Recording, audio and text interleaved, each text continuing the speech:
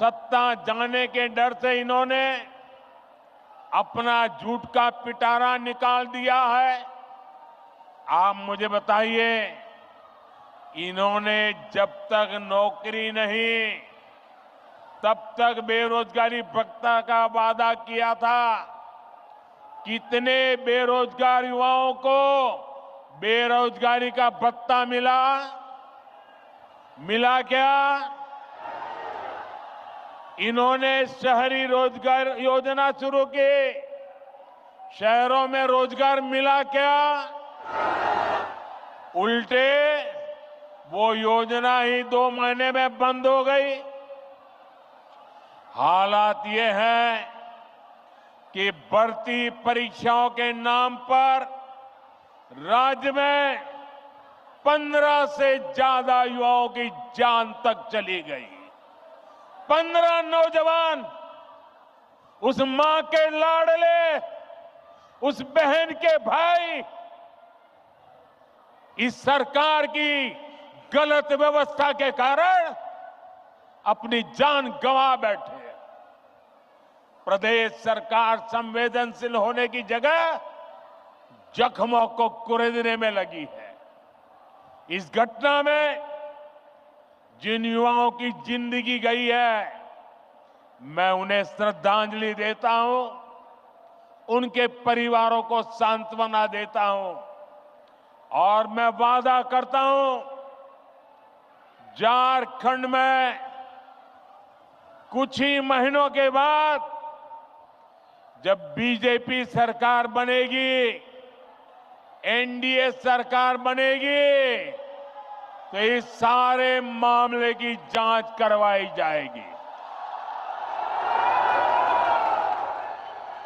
और जिम्मेवार लोगों को हर प्रकार से कानूनी शिकंजा कसा जाएगा।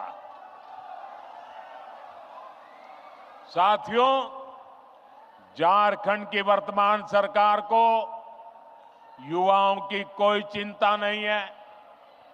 इन्होंने हर साल जेपीएससी और जेएसएससी की परीक्षाएं आयोजित करवाने का वादा किया था, लेकिन वादा पूरा करने की जगह सरकार के संरक्षण में नौकरी बेचने वाले गिरोह पनप रहे हैं। यहां पेपर लीक करने वालों को शहद दी जा रही है। हर परीक्षा गड़बड़ियों का शिकार है। युवाओं के भविष्य से खिलवाड़ करने वाली ऐसी राज्य सरकार को हमें झारखंड से हटाना ही होगा। यहां की सरकार आपसे सिर्फ झूठ बोल सकती है, झूठे वायदे कर सकती है। भाई और बहनों, गरीबों को झांसा देने के लिए इन्होंने पेट्रोल डीजल देने में की योजना भी चलाई थी।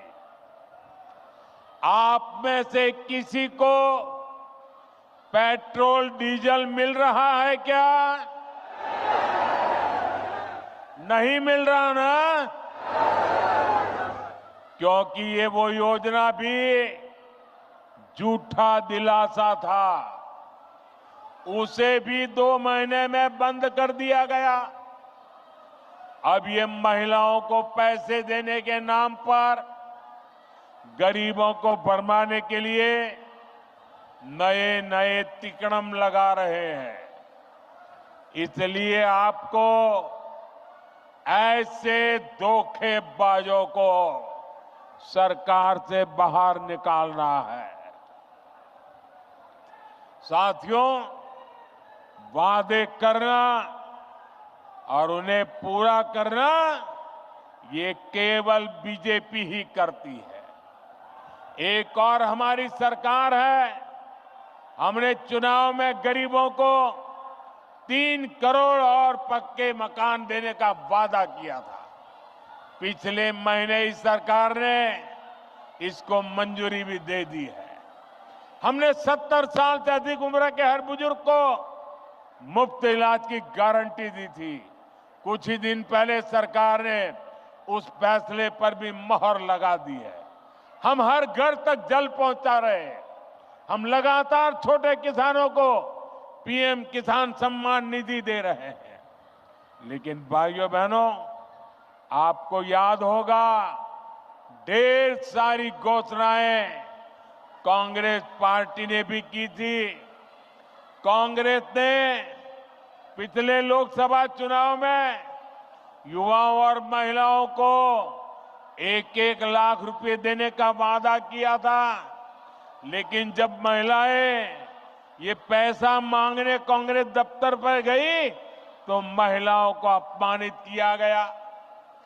जहां जहां कांग्रेस की सरकारें हैं, वहां वहां ऐसे झूठ की दुकान, ऐसे ही झूठ की दुकान खोली जा रही है।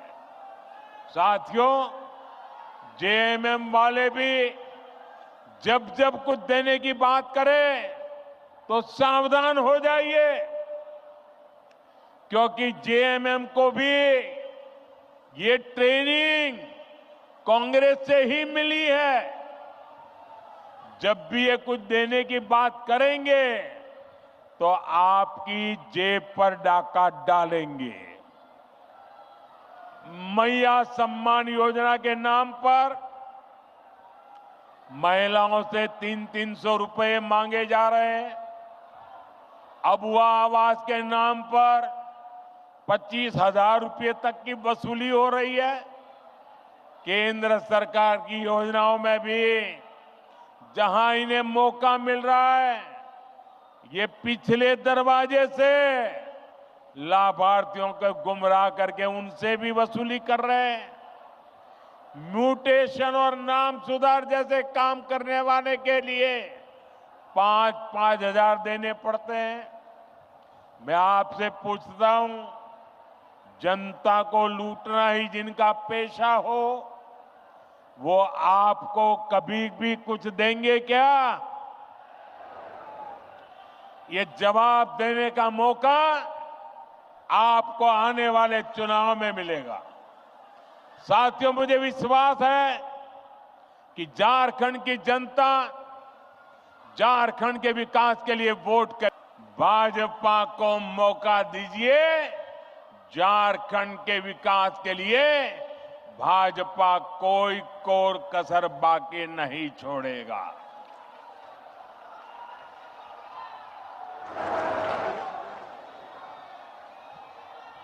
साथियों, झारखंड के 3 सबसे बड़े दुश्मन हैं। ये झारखंड के दुश्मनों को झारखंड के लोग जितना जल्दी पहचानेंगे, उतना झारखंड का भाग्य सुनिश्चित होगा। झारखंड के ये 3 दुश्मन हैं, जेएमएम, आर